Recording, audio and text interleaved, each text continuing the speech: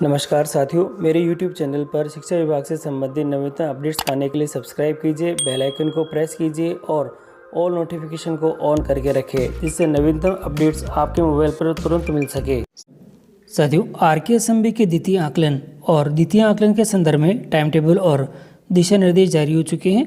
प्रश्न पत्र संग्रहण और वितरण कैसे होगा, बैठक व्यवस्था क्या रहेगी और इसी के साथ ही RKSMB के प्रश्न पत्र आकलन पत्र को स्कैन कैसे करना है, टाइम टेबल में क्या क्या है और भी जो महत्वपूर्ण चीज़ें हैं वह सभी आज के इस वीडियो के अंदर आपको मिलने वाली है। तो ये वीडियो बहुत महत्वपूर्ण होने वाला है क्योंकि द्वितीय आकलन RKSMB का बहुत महत्वपूर्ण है। तो आप वीडियो को शुरू से अंत तक जरूर देखें और कंप्लीट जानकारी के लिए आप वीडियो को शुरू से अंत तक जरूर देखें। और यदि चैनल पर नए हैं तो चैनल को सब्सक्राइब करके रखें, जिससे कि अपडेट आपको सबसे पहले प्राप्त होते रहे। तो साथियों, शुरू करते हैं आज का वीडियो और दिखाते हैं सबसे पहले जो RKSMB के द्वितीय का जो आकलन है और उसके संदर्भ में जो टाइम टेबल हुआ है वह जारी वह क्या है साथियों। और देखिएगा यहाँ परीक्षा कार्यक्रम द्वितीय आकलन जो कि शिक्षा राजस्थान की शिक्षा में बढ़ते कदम कार्यक्रम के संदर्भ में है और महत्वपूर्ण भी है क्योंकि अभी द्वितीय आकलन है और इसके संदर्भ में ये जो पूरा टाइम टेबल है आपकी स्क्रीन पे दिखाई दे रहा है। आप चाहे तो यहाँ से इसका स्क्रीनशॉट ले सकते हैं, जिससे कि आपको आसानी रहेगी इस चीज़ को देखने में।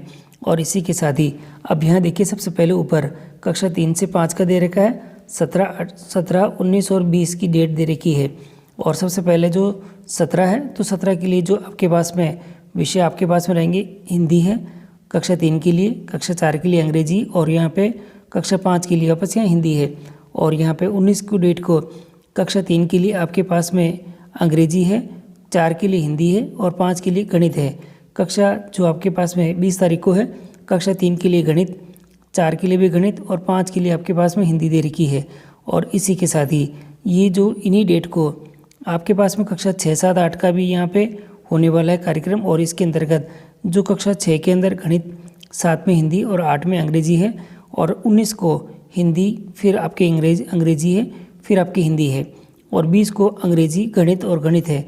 यानी 20 तारीख को ये कार्यक्रम यहाँ पे समाप्त हो जाएगा। साथियों, ये तो हुई समय सारणी की बात और कुछ नीचे महत्वपूर्ण बिंदु भी हैं, वे भी आप देख लें।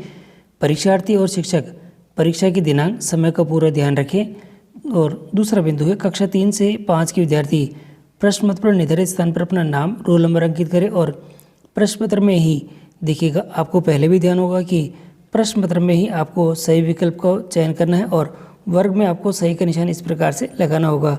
कक्षा 6 से 8 के लिए OCR शीट आपके पास अलग से मिलेगी, जिसके अंदर आपको विद्यालय जाने की जो विद्यार्थी है उसका स्वयं का नाम, कक्षा, रोल नंबर और विषय अंकित करने हैं और शीट में ही सही का विकल्प आपको भरना होगा। और इस तरह से आप सही विकल्प के रूप में बॉक्स के अंदर टिक करेंगे। और अगला बिंदु दे रखा है, परीक्षा आदि प्रश्न पत्र अथवा OCR शीट को मोड़े नहीं, इसे शिक्षक द्वारा स्कैन किया जाएगा अतः सीधा रखा जाएगा। RKSMB के अंतर्गत यह द्वितीय आकलन स्कूल शिक्षा विभाग के समस्त राजकीय विद्यालयों में आयोजित किया जाता है। तो इसी के साथ ही RKSMB के परीक्षा आयोजन के संबंध में दिशा निर्देश भी जारी हुए हैं और ये द्वितीय आकलन के संदर्भ में महत्वपूर्ण है। यहाँ दे रखा है, राजस्थान की शिक्षा में बढ़ते कदम कार्यक्रम के अंतर्गत बिहाइंड ग्रेड विद्यार्थियों के स्वयं की कक्षा के स्तर पर लाने के प्रयासों को आकलन करने के लिए वर्ष में 3 बार कॉम्पिटेंसी बेस्ड आकलन के माध्यम से परखा जाना तय किया गया है। और इस क्रम में द्वितीय आकलन साथियों, जो द्वितीय आकलन है 17 से 20 दिसंबर तक को आयोजित होने वाला है। और आकलन की इस प्रक्रिया को में राज्य में लयबद्ध और समरूप संचालन के लिए कतिपय दिशा निर्देश इस प्रकार से रहेंगे। साथियों, अब सबसे महत्वपूर्ण है प्रश्न पत्र संग्रहण और वितरण। सभी 33 जिलों को प्रश्न पत्र पैकेट्स की आपूर्ति 10 दिसंबर 2022 तक कर दी जाएगी और समस्त जिलों के मुख्य जिला शिक्षा अधिकारी पूर्ण सहभागिता रखते हुए प्राचार्य डाइट के साथ प्रश्न पत्र जिले में प्राप्त करने से लेकर विद्यालयों तक पहुंचने तक की प्रक्रिया में सक्रिय योगदान करेंगे। जिले के संगणन वितरण केंद्र पर नियुक्त त्रिसदस्यीय दल अपने मोबाइल नंबर चालू रखेंगे ताकि आपूर्तिकर्ता से वार्तालाप कर सकेंगे। और डाइट के माध्यम से साथियों ये जो सभी जो प्रश्न पत्र है ये अपने को वितरण होंगे। और एक एक करके ये सभी महत्वपूर्ण बिंदु है जो कि कुछ उच्च स्तर के लिए भी है और बाकी के यहाँ पे PO UCO के लिए दे रखे है, यहाँ दे रखा है। अब आगे हम आपको बता देते हैं। देखिएगा, यहाँ सबसे पहले प्रत्येक जो PO और UCO है उनके लिए दे रखा है कि प्रत्येक PO UCO द्वारा साथियों देखिएगा, यहाँ PO को जब ये प्राप्त होंगे तो उसके बाद 14/12 को बुधवार को अपने परिक्षेत्र के सभी राजकीय विद्यालयों को उनके प्रश्न पत्र एनुअल वितरण करने हैं। POUCO के बॉक्स में उनके क्षेत्राधीन समस्त राजकीय विद्यालय हेतु कक्षा 3 से 8 के लिए हिंदी, अंग्रेजी, गणित विषयों के बंद प्रश्न पत्र पैकेट होंगे। POUCO के बॉक्स में रखे गए प्रश्न पत्रों का वितरण बॉक्स के ऊपर एक स्टिकर के रूप में प्राप्त होगा, जिसकी सहायता से उनको आगे सहजता से वितरण किया जा सकेगा। उनके क्षेत्राधीन स्थित महात्मा गांधी अंग्रेजी माध्यम विद्यालयों के लिए कक्षा 3 से 8 तक के गणित विषय का प्रश्न पत्र अंग्रेजी और हिंदी दोनों माध्यमों में उपलब्ध करवा दिया गया है। देखिएगा टाइम टेबल भी यहाँ पे दे रखा है किस प्रकार से ये सारा कार्य होगा।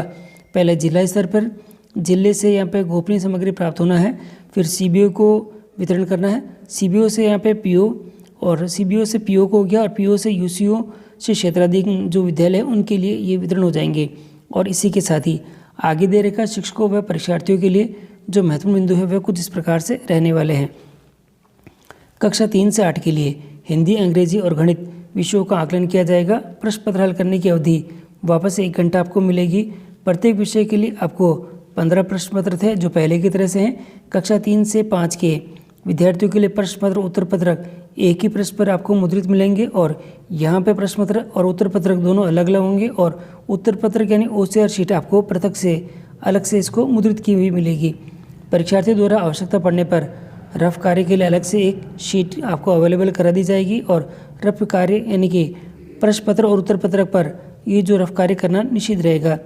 परीक्षार्थियों को प्रत्येक प्रश्न के उत्तर के लिए 4 विकल्प हैं और सही को आपको इस प्रकार से बॉक्स के अंदर यहाँ पे टिक करना है। और आगे दे रखा उड़न दस्तों का गठन जो कि अलग अलग स्तर पर होंगे और इसी के साथ ही बैठक व्यवस्था जो आपको रखनी है वह कुछ इस प्रकार से रहेगी। देखिएगा बैठक व्यवस्था है और बैठक व्यवस्था के अंदर यहाँ दे रखा है परीक्षा केंद्र पर अन्य समस्त परीक्षार्थियों की तरह ही कक्षों में उपयुक्त दूरी बनाए रखते हुए बैठक व्यवस्था आपको करनी है। और बैठक व्यवस्था करते समय केंद्र निदेशक ये ध्यान रखे कि एक कक्ष में केवल एक ही कक्षा के परीक्षार्थियों को बिठाने के स्थान पर 2 या अधिक कक्षाओं के परीक्षार्थियों को पंक्तिवार मिलाकर बिठाया जाए। यानी कि आपको थोड़ा सा ध्यान रखना है कि किस प्रकार से आप बिठाएंगे।